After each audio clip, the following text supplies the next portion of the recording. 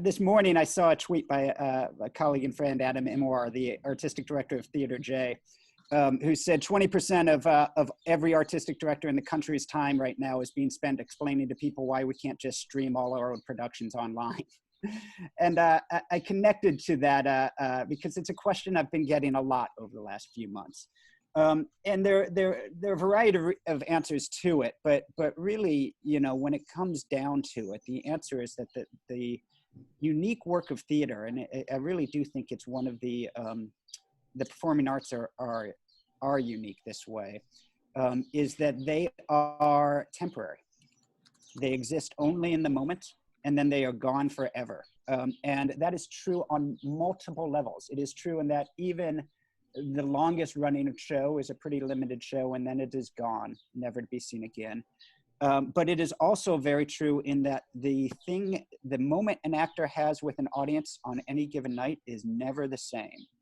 And those of us who have been in the rehearsal room or have been, whose jobs it is to watch performances over and over and over again, we know that. We see that every time, that our art form, for some, is maddeningly immediate. It only exists and then it's gone forever. And when we do it the next night, our goal is never to recreate that moment. It's to have a moment all over again within a set of guidelines and structure. But, one of the things I learned early as a director is if you saw something great during a preview or a rehearsal, it's okay to talk about what it was, but not to say the next day, gee, we didn't have that this time, right? Because of course you didn't. You didn't have any of it the next time. It was all new again. And that's a really hard thing, I think, for folks to get their minds around and their hearts around. And one of the things I found really interesting as we've been talking about this is that we do have connections to some folks whose job it is to do their best to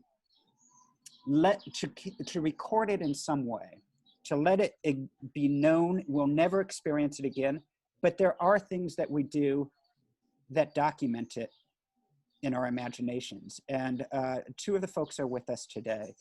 David Siegel is an arts journalist. You all know his writing, if not his face. He's the entertainment journalist with the Connection newspapers of Northern Virginia, and he's a senior writer for the online publication of DC Metro Theater Arts. David's been a part of the First Stage community for years. He is often our closest link to our immediate community in terms of his reviews and his writing about First Stage. And we're happy to have him with us today. And then our other guest is Teresa Castracane, who many of you know, but you may not know in the role that she's appearing today. So Teresa is an actress. She was Helena Hayes nominated for Broadway Bound. You also saw her in Jesus Hopped the A Train and Swimming with Whales. And we love seeing Teresa on stage, but actually where I met Teresa and where we see her the most is as a photographer for our theater and for theaters around the DC metro area. Teresa's work as a photographer has been seen in the New York Times, the Wall Street Journal, the Washington Post, the Baltimore Sun, and on the cover of American Theater magazine. You also will see many of Teresa's photos hanging in our lobby, along the walkway at First Stage. The odds are that if you've seen a still photograph of a First Stage production, if it's not a picture of Teresa, she probably took it. So welcome, Teresa. Hi, I'm glad to be here. I thought we'd start this conversation a little bit differently than we normally do, because we do have the opportunity for to engage with the visual on this. Many of you have seen our productions. You have images, hopefully, that sit in your mind of what those productions are. But I thought it might be an interesting thing to see it through Teresa's lens and to revisit some of our productions through the photos that she took. And she's kindly agreed to put together a little slideshow for us that I think we'll start with, and maybe she'll walk us through. So I just went through all my First Stage photos back, I don't know how many productions are here, 18 or 20 or something like that. And I just picked some of my favorite images. So this is the Farnsworth invention. You probably recognize it. And what I love about it is the way that the shape that the people are creating tells part of the story. And that's why I like that. It's very hard to get an image with that many people where they're positioned in a way that there isn't somebody who's not telling the story. You know, half the time there's somebody who just isn't contributing, but everybody here is contributing. And so that's what I like about this one. Sorry, hold on. That's okay. This is, what is this? Civil War Christmas? Yeah. Right. Mm-hmm. There's just such lovely emotion in this one. I love this one. So you're going to have to help me with the name of this. No, Old Wicked Songs. Old Wicked Songs, right. I think this has been a favorite of mine ever since I took it, and of a lot of other people's, because he's in it. You know, he's in the moment there. Absolutely. This is Ma Rainey's Black Bottom. Yeah, these words come more quickly to you. No problem. And I think what I really love about this one, besides the interaction between these three gentlemen, is the shape of the musical instrument there. That is so much about, you know, what the story was immersed in. So I like having that there. I should say, Teresa, you're the photographer for so many other theaters as well, that I'd be really impressed if you could remember every single title of every show you've shot. We've got the Brothers' Size here. Brothers' Size. Mm-hmm. And again, what you can see, what I'm going for is emotion. You know, that's what I think makes a photo. If I had to break it down, you know, simplify it as much as possible, what's the one thing that I feel I have to have? It's emotion. So, you know, there. Yeah. And that's just so pretty. It's Fly By Night. Fly By Night, yeah. Lobby Hero. Lobby Hero, right. Look at those guys. They are upset with each other. Here's Harvey. That's Harvey. And this is Floyd Collins. That's right. And here's Columbinus. Yeah, there were a lot of opportunities in that show for this kind of scary looking stuff, you know? Mm-hmm. Great. We've got Shrine here. And this is Remember the one. Wedding with Deirdre Starnes. Deirdre. Yes, it's the lovely Deirdre Starnes, that's right. Asher Lev. My name's Asher Lev. My name is Asher Lev. Mm-hmm. And this is Heroes Welcome. Uh-huh. And this is my first show at yes! First Stage. This the is Good Counselor. Right? Good Counselor, that's right. Is that the whole set? It goes back farther than that, but it's a pretty good collection, I think. Yeah. Yeah, it's a really wonderful collection. And I think for me, it's always so, it's so interesting. We were talking a little bit before that looking at these pictures now serves a slightly different purpose than, you know, probably the main reason we hire Teresa, which is the sort of pressing immediate need of photography, as well as for reviews from First Stage's perspective, is about helping people be aware of the show, right? So these are the pictures that will appear in the newspapers. These are the pictures that will appear on websites. They'll appear in our social media. They are immediate and necessary, and they're frankly how we hope to help sell the show. And that's true of reviews too. The reason we invite the press primarily is in the hopes that they will like the show and write something that says that, and then we can sell more tickets based on that. But there's a secondary need that's in there that really becomes what it is when we look at these shows now, right? Because these are the only things that we really have that capture what the experience of the show is like. Teresa does it with her images. And as you can see, when you look at them, they're not just sort of, her job, as she says, is to capture the emotion and the experience of the moment, as well as just sort of that it ever existed. And I think our arts journalists do that as well. They recreate to some extent what happened while they were there. And I'm curious from both of you, David and Teresa, how much is that, do those two things weigh in your mind, if at all, when you're doing your work? Are you thinking about documenting for the long term? Are you thinking about just, letting folks know about the show in the short term, or none of those things?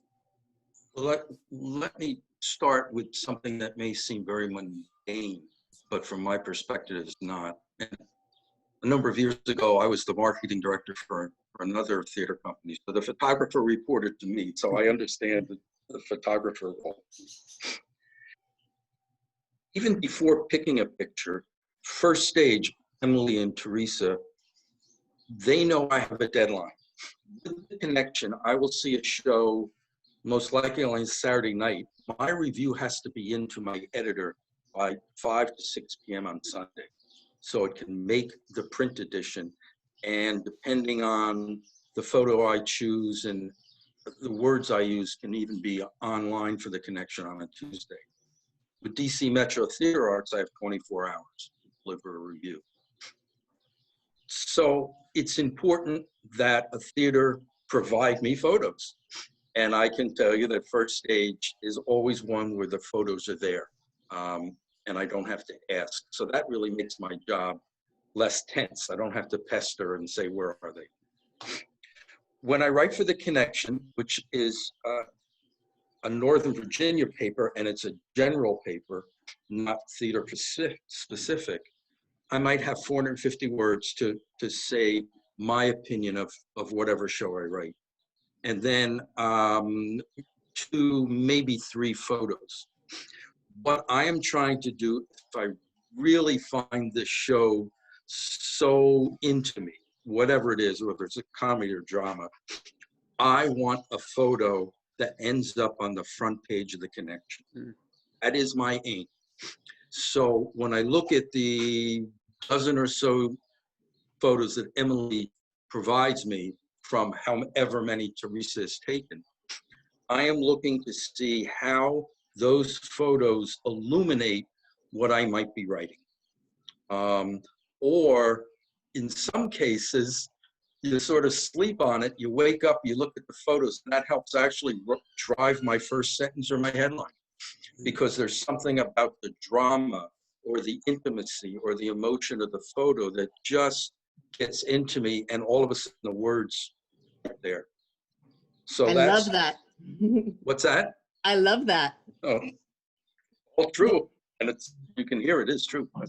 It's actually, it's fascinating. I never would have, all these years, I wouldn't have thought of it in that way either, David, but of course it makes sense. I always think of the photos being chosen on just sort of what aesthetically looks right on the page of the newspaper for whatever, but of course it makes sense that you would choose photos that represent what you felt in the, right. in the experience of the show. In a sense, while I believe I'm honest in my writing, I'm also trying to provide what you talked about, which is marketing the performance. Do that, no matter how much I think I'm a great writer, it's the visual that people see. And that there's a number, you do like 6 shows a year. I bet you 4 or 5 times a year you get a front page of The Connection. Yeah. Sometimes you get multiple issues. And that's because of how I'm, the suggested headline I get to the newspaper with photos to match the headline. With DC Metro Theater Art, I have 900 to 1,000 words, but I have to do that in 24 hours because it's a digital medium. We can get 4 photos up, but still, again, if you look at the mass of DC Metro Theater Arts, think of it atop of the fold. We have half of it with 1 picture. Then we have right next to it 4 smaller pictures, and then things below it. And it's the same sort of mental work. What photo do the readers of DC, Metro Theater Arts, who are theater goers, react to? Could be a different photo because it's digital. It looks different. I mean, my wife and I do this all the time. You look at a photo on a phone, an iPad, a laptop, a computer, they all look different because of the monitor, the size. So then again, I'm trying to match a photo with my review. And you say a lot more when you go from 25 words to 900. You can get into finer detail. What I enjoy, and I guess it was last year or the year before, I actually did just an interview with Teresa about her photography. You get to write about things that people, the best of us, don't think about. Wigs, costumes. I did an article about the blood that Shakespeare Theater produces. So you get into that kind of detail. And again, the pictures can illuminate and illustrate that. So that's the sense of my thinking of research and photography work. That's great. And Teresa, how about you? When you're taking those pictures, how much are you thinking about the marketing in the immediate, and how much are you thinking about the long term? Well, I try to keep all those things in mind. The immediate need of marketing, I think, is sort of the primary. You know, I know that what we're trying to do is get butts in seats, and luckily, the way that I believe there is to do that with photography agrees with how I would like to take the photos anyway, which is that I'm looking for something. In a way, I see myself when I'm taking these photos as sort of a stand-in for the audience that will eventually be there. So I don't just want to document, look, here's what happened.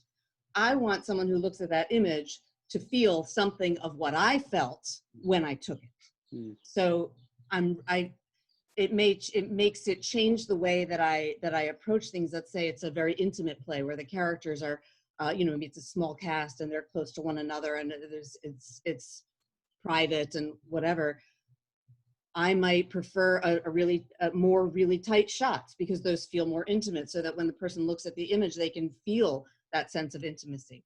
So that's always my first goal is getting something that is going to make people go, oh, what's that about? You know, and but I'm also thinking about a couple of other things. I'm thinking about my fellow theater makers who might want to have an image. Now that everybody has a website, actors, designers, everybody wants to have an image, and I want them to have them. So I am trying to make sure that I get a full body shot of every costume and a wide shot of the set for the set designer, and great shots of every actor, flattering and engaging, that they can put on their websites. So that's in my mind as well as just sort of the archival need of having something to refer to if you ever need to refer to, well, how did we do that, or how did it look, or how did it whatever. The one I don't think about very often is the long term. I think I'd probably trip myself up if I was thinking about that too much. But there is a need for me to follow along with the play, not just in terms of its plot and who's standing where, but in terms of the story, the emotion of it, because there are certain. One of the things that makes me happiest is when I get an image that I would describe as iconic. In other words, an image that captures in one single image what that show is about, and I think those are the ones that might end up on the wall of the theater, and that they make great marketing too, but that's always my happiest moment, when I get something and I was like, oh, there's the show right there in that picture, and I think those are the ones that end up having the longer term job of helping us to look back and appreciate shows that we've seen in the past. I thinking back, when I go to an actor's website or to a creative talent's website, looking at the pictures they pick. So I understand what you're doing, how they see themselves, or how they want to. Websites don't change that much. How they want the world to see them. Mm-hmm. Or walking in, Alex, to your lobby, as you go straight to go into the theater space, you go up the steps. But there is that wonderful image on the left on the wall that I remember was just the thinking of it always magical. You're going into wherever the mindset is of that character. You don't have to know anything about the play, the title, the actress, but you sit there, and I watch people, because I'll sit and watch people look at that picture or other photos, and just they're painting or talking to their partners. That's meaningful to me to watch. Yeah, for me too. Yeah, I wonder, you know, one of the things you guys just said that I was just thinking about is, I wonder, Teresa, if it changes, does your change approach at all from theater to theater and the way the theater connects? I recognize that one of the things that's true about First Stage that is not always true is that, while our marketing team always has lots of say on the photo selection, it ultimately, I sort of always reserve not just veto power on the artistic side, but I always want to weigh in because we do have different purposes. We were talking before we came on that there will often be, I mean, Teresa, how many pictures do you take of a production when you send them? I mean, how many do I send to you, or how many do I take? Both. That's It's a big difference. I usushing take at least 1,000 shots when I'm there. Yeah. And so the first part of my job, once the shooting is done, is to pare that way down. And I usually send you, I want to say like 100, 125, depending on, you know, how many characters are in, how many actors are in the show, how long it is, all that kind of stuff. Yeah. And so we will then go as a staff from those 100 and 125 to 10 to 12, which we will sort of make available to the world. We'll usually share the 125 with the company, you know, for just the reasons Teresa says, so actors can use them for their website. But in terms of sort of what we're releasing to the world, it's usually 10 to 12. And the marketing team, you know, Emily and Ariel and Robin are excellent at sort of kind of knowing how journalists and editors tend to think, right? And so they know what's going to end up, what's more likely to end up on the front page of the Connection, what's more likely to end up in the Washington Post, what they're going to look at. But through that process, there are always, I would say, 2 to 4 where I will go, this is never going to end up on press, and I want us to release it anyways. One, because I want the journalist to see it, because I think it conveys enough, and 2, it's going to end up in our lobby or on our wall or something else because it speaks to the art in more ways than sometimes what needs to be in a newspaper can be.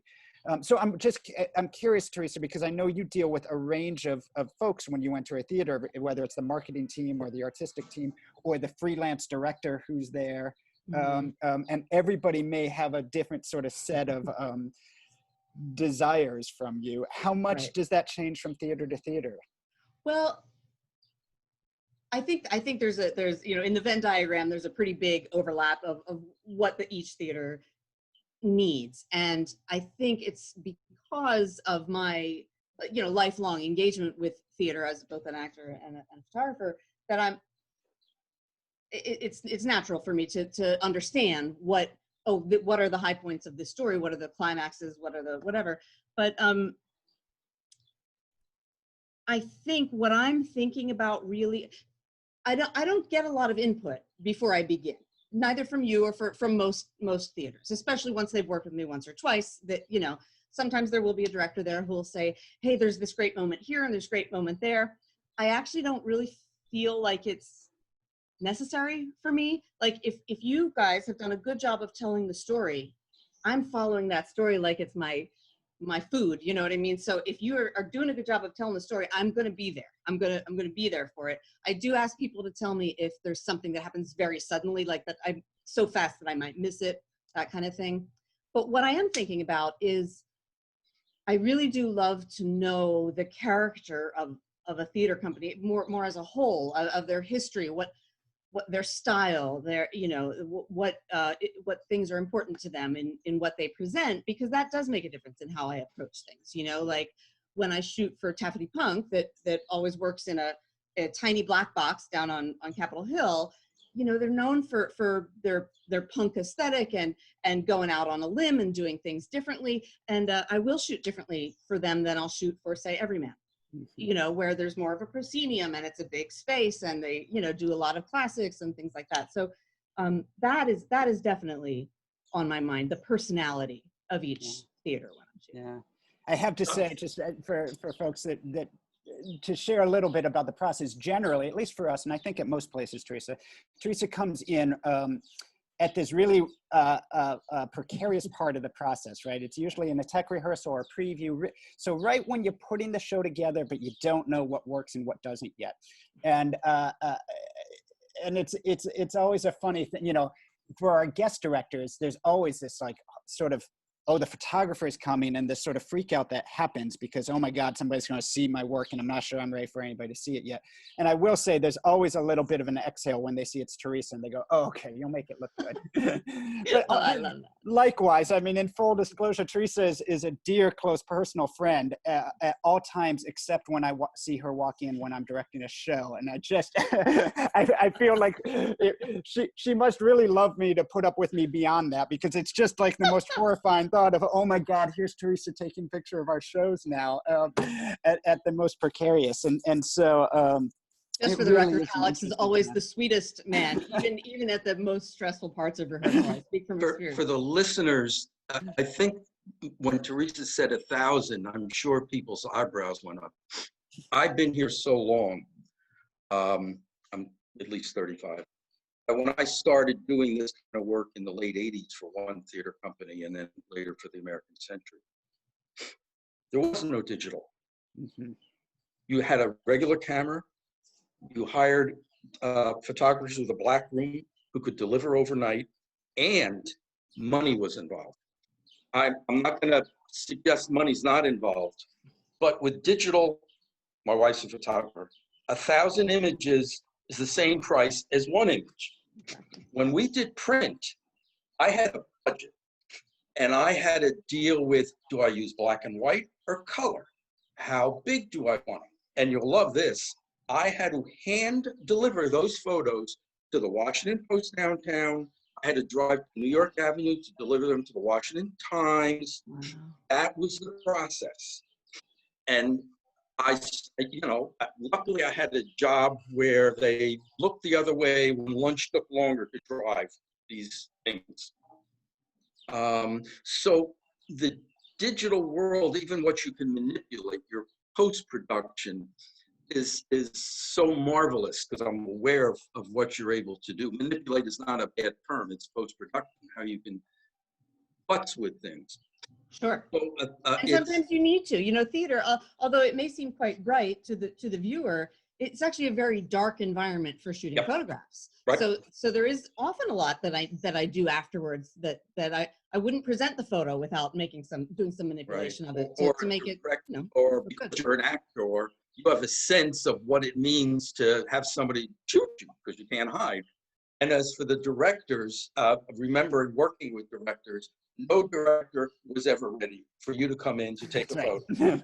And you'd sit there and say, Alex, the Washington Post needs this tomorrow.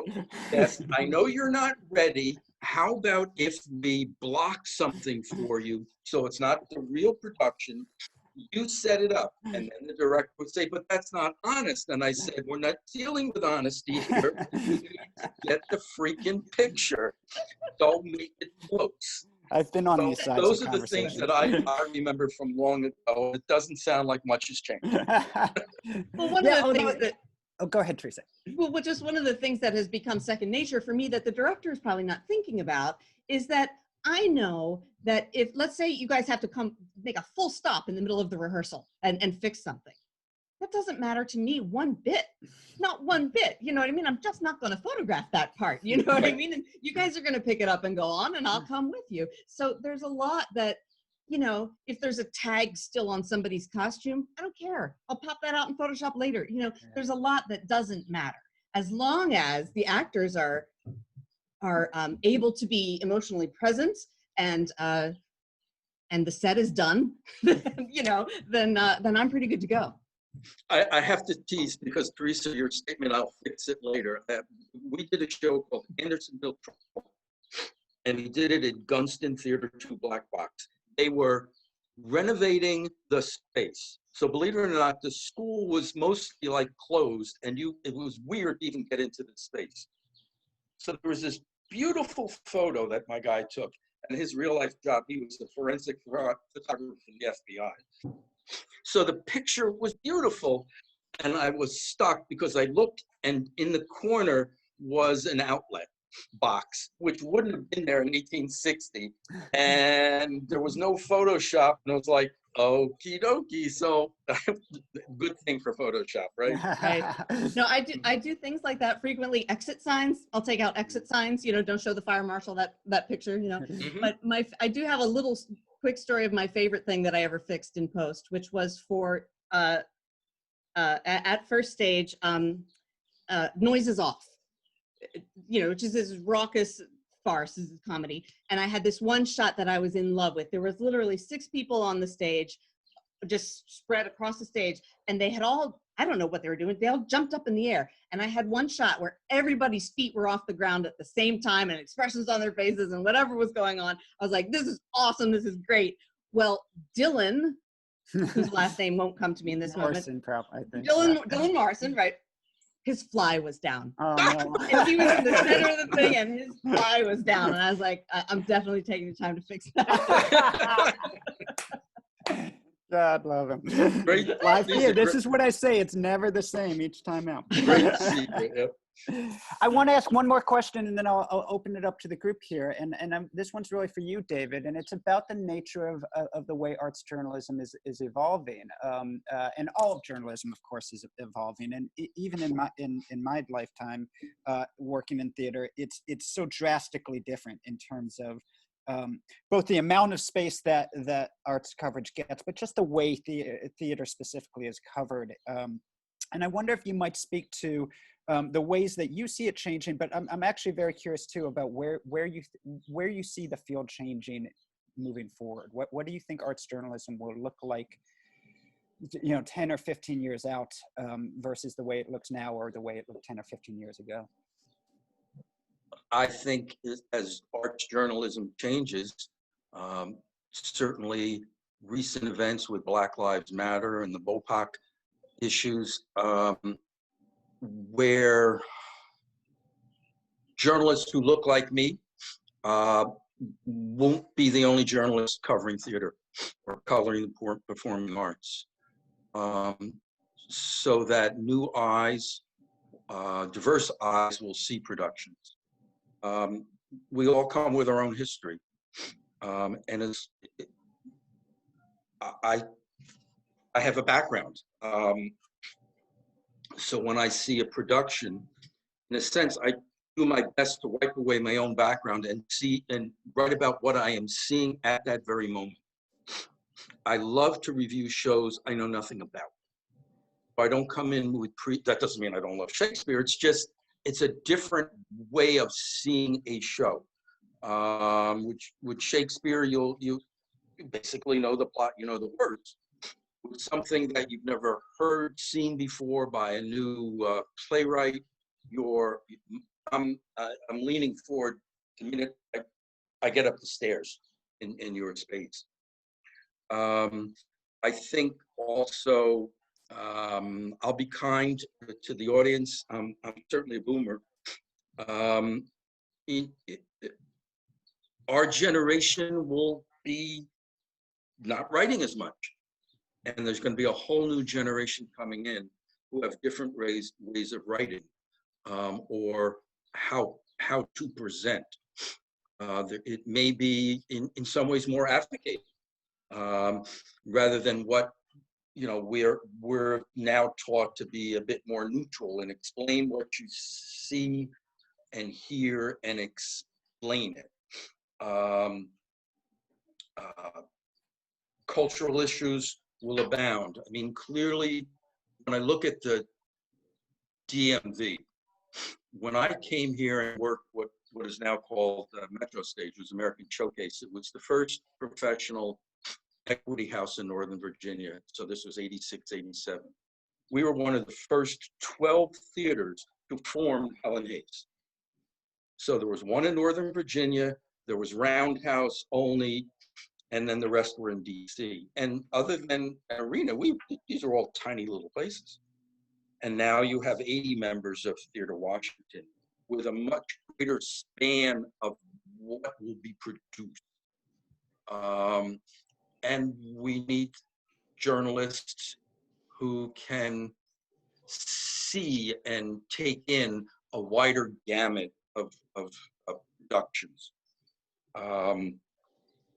When I write for the Connection or DC Metro Theater Arts, I try to pay attention to who the likely demographic is. With DC Metro Theater Art, it's likely to be a much more theater sophisticated audience with knowledge. And believe me, when I write and somebody makes a comment, I pay attention to that comment because we have a comment section on DC Metro Theater Arts. With the Connection, it's a more general audience who are looking for local things, whether it's news or arts, and they have a different perspective. I tease some of my friends when I write for the Connection. I might be writing so somebody goes to somebody and says, "Hey, honey, we're not doing anything Saturday night. This looks interesting." With DC Metro Theater Arts, it's a different kind of writing. So I think what the type of journalism I grew up with has to change, and it will change. It's not just demographics, it's the way the world is changing, all for the better. And what it may look like, I don't know. It may be the struggles equivalent to, now that so many stages around the country, including Broadway, have had to be dark, will younger audiences especially, what will they think about live theater? With all of the choices they have, with free things, with social media, with games, with other things, what to me was in my blood from growing up in the New York area about theater may not be in people's bloods like it is in mine or yours or the people listening in. So journalists will probably be of that demographic, and they may know better how to reach that demographic. For me, it's trying to not make myself use the wrong metaphors and analogies which date my writing. I need to be careful in what I use. I rarely go back to a song that might have mattered to me in 1968 because that will just turn everybody off. Look at this old guy. So it's thinking all of that through as I'm writing. Okay. Well, thank you. That's a wonderful answer. Thank you. I want to turn this over to Emily a little bit to take some questions from our room. Fantastic. Thank you. I am going to open up the Allard household. I'm asking to unmute here now. Give me just a second. All right. Hi. This has been extremely interesting. My background is working with the National Archives for my career. So I'm also interested in what you do after you've documented it for the marketing and for having the pictures on the wall. How do you truly archive your ephemera?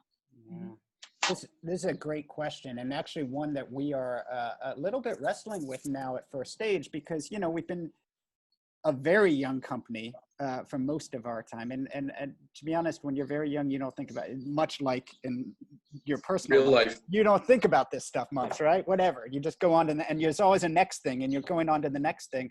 And I've actually had, even in the last year or two, but I think it really started around our 10th anniversary, which is almost 3 years ago now, especially board members who have said things like, well, how are we going to make sure that we don't lose this forever, right? And especially hard because we had an artistic director change over halfway through at that point, the company's history. So there were some things I didn't even know, none of our staff knew. And we've been fortunate to some extent of some people who were sort of quietly doing it anyways, right? So we have some board members and some volunteers. I know Eileen and Deb, I think, are on this call. They've been sort of squirreling it away from the beginning. But actually in the last year, Deirdre's been, I hope it's okay to say this out loud, Deirdre.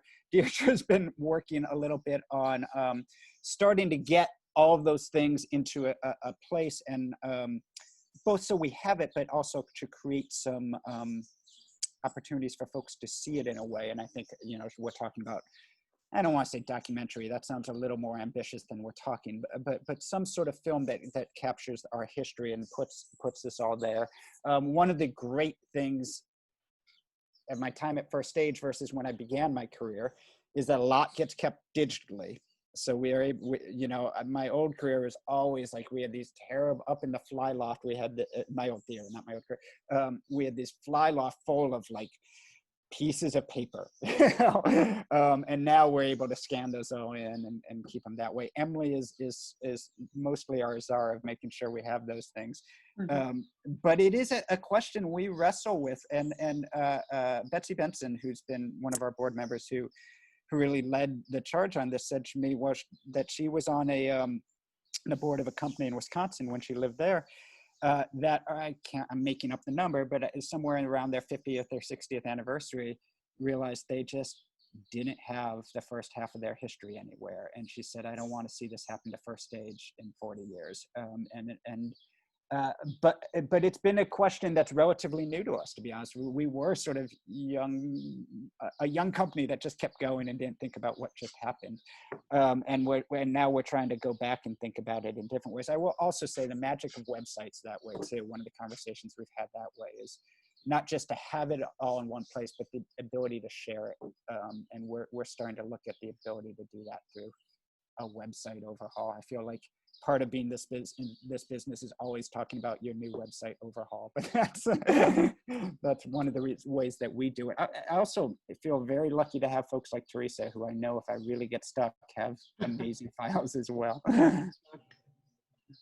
Yeah, I like to keep what do they call that?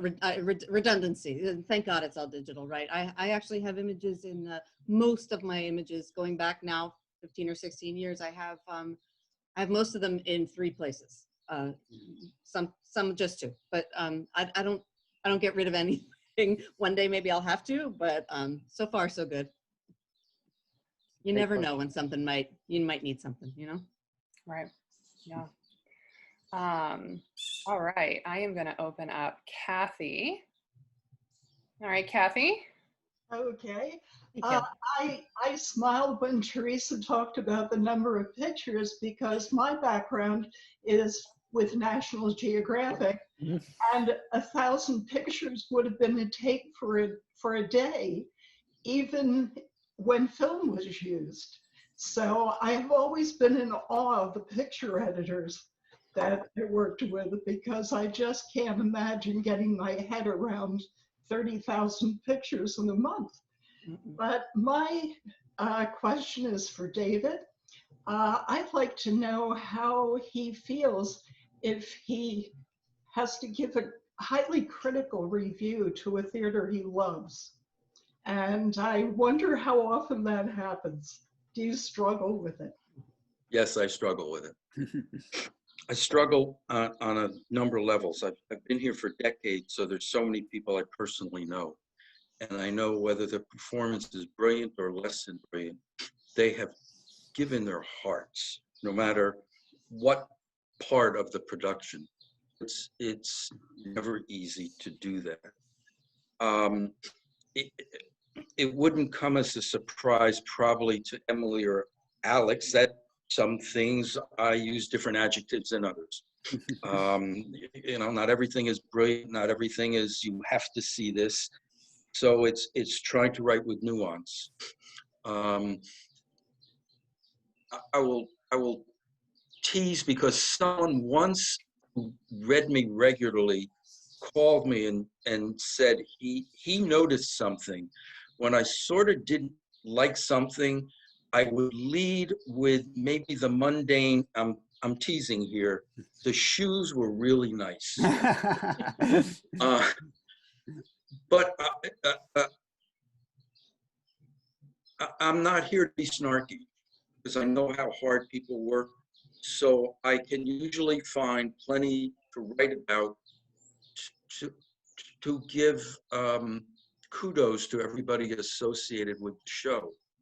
The hints will be fewer adverbs, fewer very painted positive adverbs, and sometimes it may be more a factual description than using adverbs and adjectives. Does that kind of answer the question? It is not easy, and the night between seeing a show and having to get the review up, I don't sleep well, because I'm trying to figure out what I can do. But remember, I'm not the marketing director for First Stage. That's Emily and Alex and the staff. My job is to be as honest as I can be with you, the reader. I would hate to write something that I didn't believe. You go to a play and do that a couple of times and say, I'm not going to read him anymore. He's not honest. So that's kind of things I struggle with. Does that make sense? Yeah. Thank you. Thank you, Kathy. Good question. I have a question for the two of you. There are obviously a lot of things in the world that you could write or take photos about. Why theater? Whoever wants to start. Well, the easy answer to that for me is that I was already an actor, and it seemed a natural segue when I started having also a photography career. But of course, there's a better answer than that, which is I'm a big believer in the way that theater enables.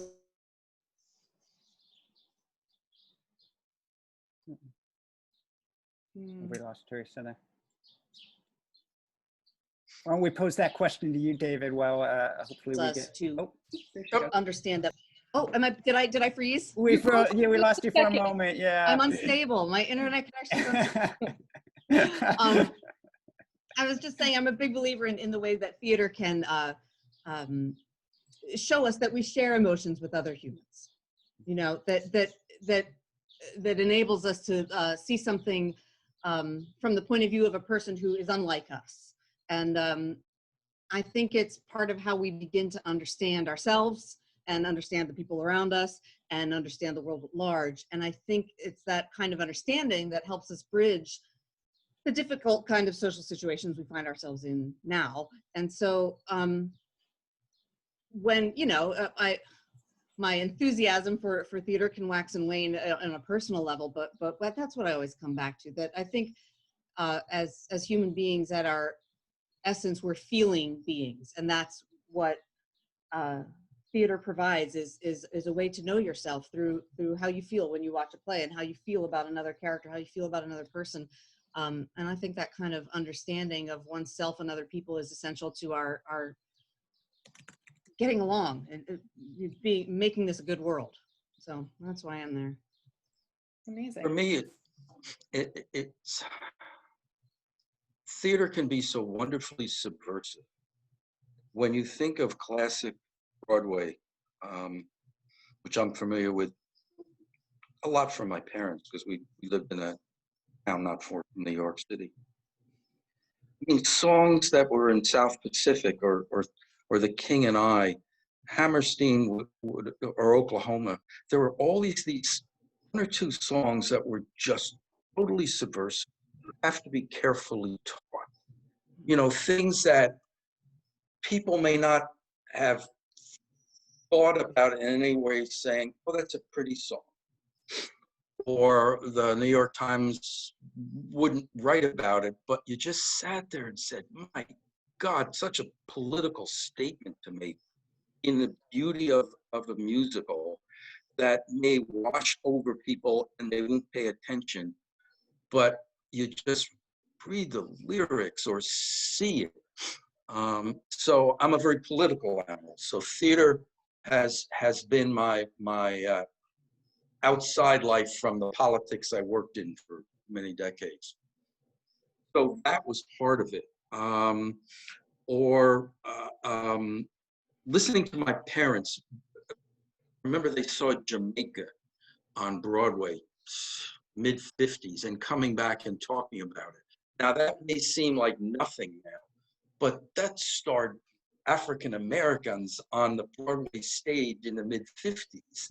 The lady who played Bloody Mary in South Pacific on stage grew up in my small town, and my father cleaned her clothes, Juanita Hall. And it's just, it was the politics of all of those shows that sort of got into me. Now, where Teresa is, and I can't act. I could not do the same thing, deliver the same line in the same place 20 nights in a row, I couldn't do that, but boy, to be close to that, that's what always excited me. I would go to rehearsals because I just was in awe of how it all happened. My biggest friends were the technical people. I loved to put up lights. It was just, you can tell, it excited me to be that close to creative people, and I wanted to be part of it. So this is how I became part of it, which is to write about it and try to give my enthusiasm to my reader. So that's me. Thank you. That's great. One more question, Emily, is that right? I have one more question, yeah. So, and I'm going to read this on John's behalf. This is a question for Teresa. And I think it's extraordinarily relevant because we keep talking about sort of filmed productions and how that sort of, a filmed production of theater is very different than doing film. So have you ever been in a filmed production, Teresa? And if so, have you had to either yourself or with the director change your blocking to capture more of a certain nuance of your acting? In a filmed production. Mm-hmm. I have done some filmed productions, just a few little things. Ask me the question again. Have I had to do what? Yes. Have you ever had to like alter your blocking or positioning or anything in order to sort of capture the nuance that you're going for that's different when you're doing it in front of an audience than if you're doing it for a camera? Oh, definitely. You know, when you're doing it for a camera, there's really only one point of view, the camera's, you know, and when you're doing it for an audience, there's the whole wide swath of them. And so it's just, the difference is really very technical in a way that I enjoy, you know, so when I haven't done on camera stuff for a long time, but when I was doing it, I really enjoyed switching back and forth between one and the other because it was fun to just realize those different technical requirements and work within them. I always enjoyed that. But it comes down to the basics of, you know, can your audience see what's happening? You know, there's no point in having some lovely psychological gesture that tells the story of your character if it doesn't read to the people who are watching. So. Lately, I've been trying to watch a lot of original content that's streaming. And Teresa's right, because for a film, you're playing to the lens. And there may be one lens, two lenses, four lenses, but it's the lens. It's not, there's nobody behind the lens other than the person taking the film. With live theater, you're playing to people who are 3 or 4 or 5 feet in front of you. You can hear them breathe, I will presume. You can feel the energy one night being great, and 3 nights later, the audience is flat. And the other thing I've noticed, there is this expression that the camera loves a face. There are faces that just, you look at them on a camera lens and it's way different than in a live context. The way a smile comes off, the naturalness, because in a film, the face can more fill up the visuals. There's nothing else to look at. So you're really paying attention to that face or the eyes. Eyes are just incredible to me in films. Anyway. Which I have something to add to that, which is that to bring it around back to photography, what I'm looking for in an image when I am going through these thousands of, 1,000 pictures or whatever, I am looking for an image. So maybe there's an image of a single person who is looking at the audience, and in one their hands are here, and in one their hands are here. I want the image that instantly tells the story of what that person is experiencing, which is not to say that you need to, that the viewer needs to be able to describe it in words, the actual event, but that you can feel instantly what the emotion of that moment is, what the event of that moment is. And it's rather technical, but it's actually a pretty easy way of getting through you know, 5 or 6 very similar pictures. You just go through and you, what's the one that makes you have an emotional response? You know, what's the one that makes you go, oh, I know what's happening. I recognize that. I recognize that. I'm looking for that when I'm choosing photographs. Is where what do you immediately feel from it? What do you immediately know about what you're looking at? That's great. I see we are out of time. I had a whole list of other questions. You guys are wonderful. Thank you so much. What a great conversation this has been. We'll talk about it all day. Thank you. We do have one final of our scheduled community conversations next week. It's going to be about another part of the process that sort of lives in its own world, and that's the world of sound and music that swirls. And we have some of our really brilliant composers and sound designers who have worked at First Stage over the years. I hope you all join us next Saturday at 2 o'clock. We're then going to take a little pause on our community conversations as we get into sort of the summer months here and regroup, although we have some pretty exciting announcements of programming coming very soon. So stay tuned, but hopefully we'll see you all next week and have a great weekend. Thank you all. Thank you.